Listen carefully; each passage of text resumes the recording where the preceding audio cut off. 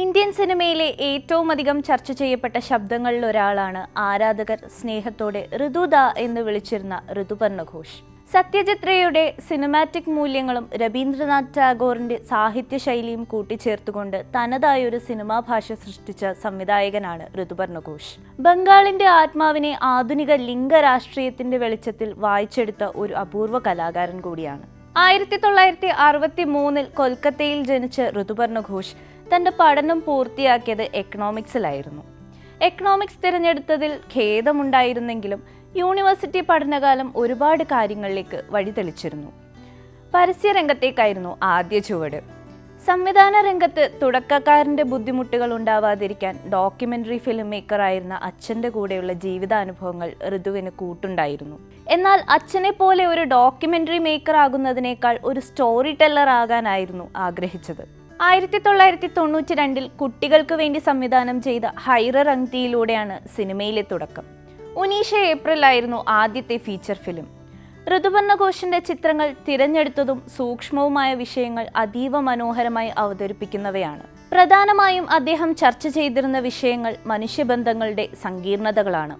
വ്യക്തവും ശക്തവുമായ സ്ത്രീ കഥാപാത്രങ്ങളാണ് സിനിമകളിൽ നിറഞ്ഞു നിൽക്കുന്നത്. കഥാപാത്രങ്ങൾ തങ്ങളുടെ വികാരങ്ങളുമായും അഭിലാഷങ്ങളുമായുമുള്ള ആന്തരിക സംഘർഷങ്ങളുടെ യാത്രയാണ് അദ്ദേഹത്തിന്റെ സിനിമകളിൽ ആവർത്തിച്ചു കാണപ്പെടുന്നത്. അതിനോടൊപ്പം തന്നെ LGBTQ തീമുകൾ ചർച്ച ചെയ്യുന്ന സിനിമകളും ഋതുവിന്റെ വർക്കുകളുടെ പ്രത്യേകതയാണ്.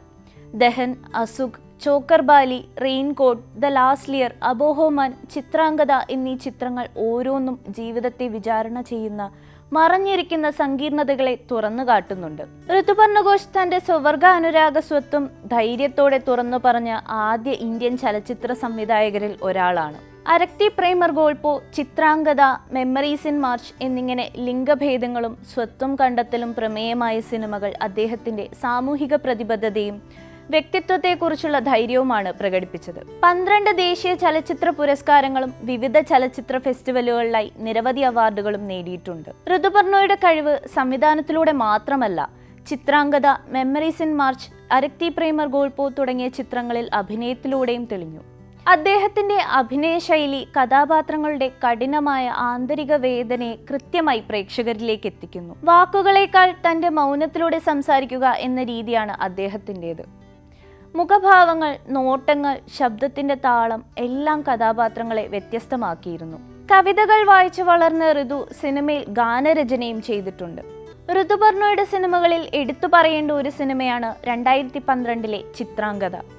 ചിത്രത്തിന്റെ സംവിധാനവും പ്രധാന കഥാപാത്രവും അദ്ദേഹം തന്നെയാണ്.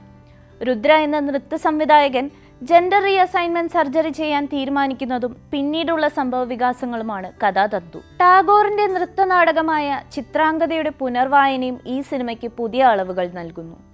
തന്റെ തിരിച്ചറിയലിനും സ്വാതന്ത്ര്യത്തിനും വേണ്ടി ഒരു മനുഷ്യൻ നടത്തുന്ന യാത്രയാണ് ഈ സിനിമ. സാമൂഹ്യ നിർമ്മിതമായ ലിംഗപരിധികൾക്ക് എതിരായുള്ള ശക്തമായ പ്രതികരണമാണ് ഈ ചിത്രം. മറ്റൊന്ന് 2010 മെമ്മറീസ് ഇൻ മാർച്ചാണ്. അദ്ദേഹത്തിന്റെ ജീവിതാനുഭവങ്ങളെ ആസ്പദമാക്കിയ അതിസങ്കീർണമായ വികാരങ്ങളുടെ സിനിമയാണ്. സ്വന്തം മകനെ നഷ്ടപ്പെട്ട അമ്മയും ആ മകന്റെ കാമുകനും തമ്മിലുള്ള മനസ്സിലാക്കലുകളുടെ യാത്രയാണ് കഥ. ഗ്രീഫ് ഹാസ് നോ ജെൻഡർ എന്നതാണ് സിനിമയുടെ ആത്മാവ്. മെമ്മറീസ് ഇൻ മാർച്ച് എന്ന സിനിമയിൽ ആരതി എന്ന കഥാപാത്രത്തോട് ഋതുവിന്റെ കഥാപാത്രം പറയുന്ന ഒരു ഡയലോഗുണ്ട്. If I have to go away, can I leave a bit of me with you? 2013 May 30 43-ാം വയസ്സിൽ ഹൃദയാഘാതത്തെ തുടർന്ന് അദ്ദേഹം വിടവാങ്ങുമ്പോൾ ഒരു പിടി സിനിമകളോടൊപ്പം സ്വന്തം ആത്മാവിൻ്റെ ഒരു അംശം കൂടി ലോകത്തിന് നൽകിയാണ് പോയത്.